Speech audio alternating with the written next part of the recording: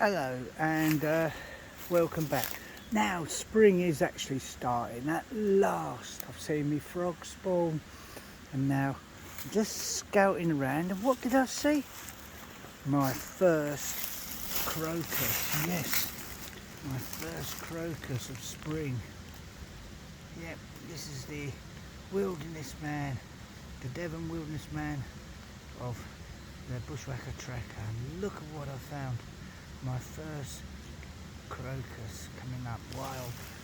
And as we look up in here, and the brook's running fast.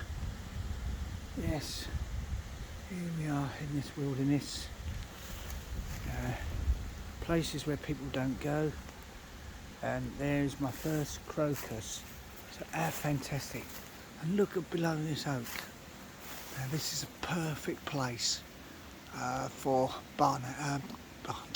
tawny owls. If you ever come around and you want to look, if you look at the base of the tree, you can see there's droppings there. There is droppings. What I'm looking for is pellets. Basically I'm looking for owl pellets, because if there's an owl up here, the chances are, here we are. There we are, there. We've got a bit of a pellet there. Any more? Yes, so yeah, we've got a fair bit here. There's some normal bird droppings. But yeah, look at this tree. In amongst this ivy, this will be a perfect place for tawny owl, stag beetle. These sort of things will love this tree. So yes, here we are, all this ivy and that creeping up the side, and this vine creeping up this tree. Perfect for lots of wildlife to hide. But yeah, as the summer months come on, the best way to find the tawny owl is actually to listen to them, to their roosts. And basically, if you've got a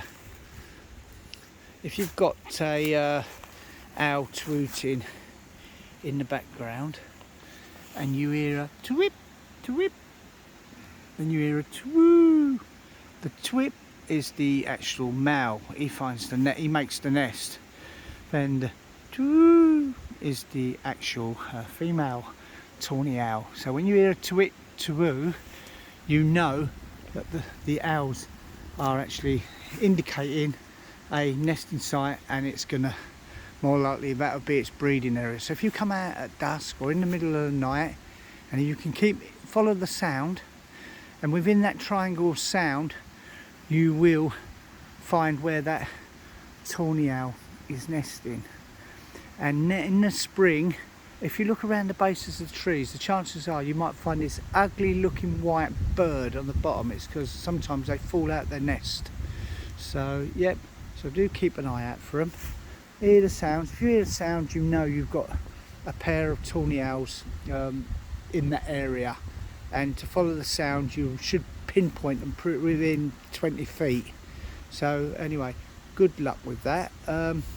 If you can acquire some night vision glasses, they're not expensive, some of them, just the cheap ones I do, you can actually see the owls up in the tree.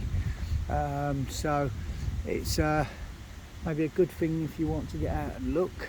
Again, another species that use this tree is the bats. Pipistrelle bats like oak trees.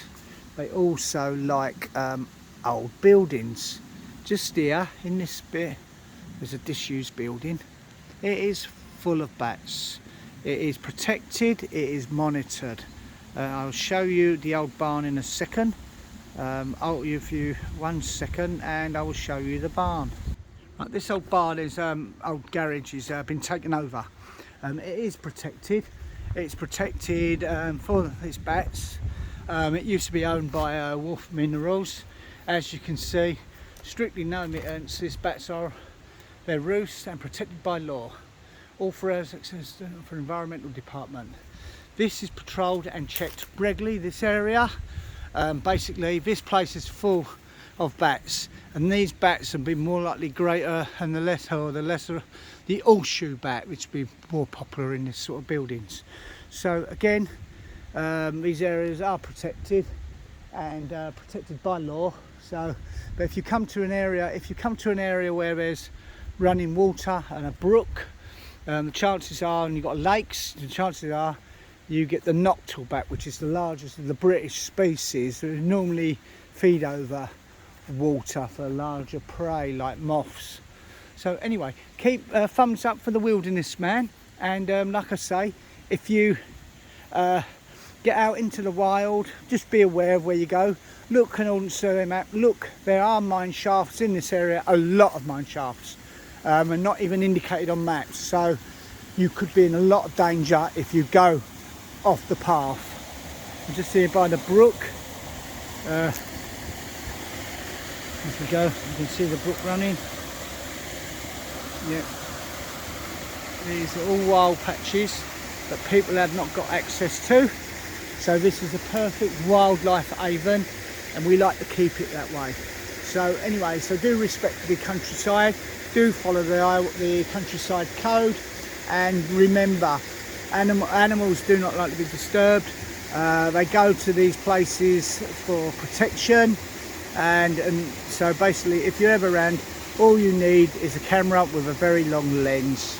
That's all you need. Peace and quiet.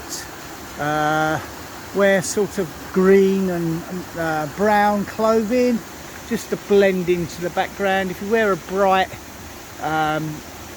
coat, or you wear a plastically tight coat or polyester, it rustles. Them animals and birds can actually hear you coming before you even see them. So good luck, and thumbs up, and do subscribe. Thank you.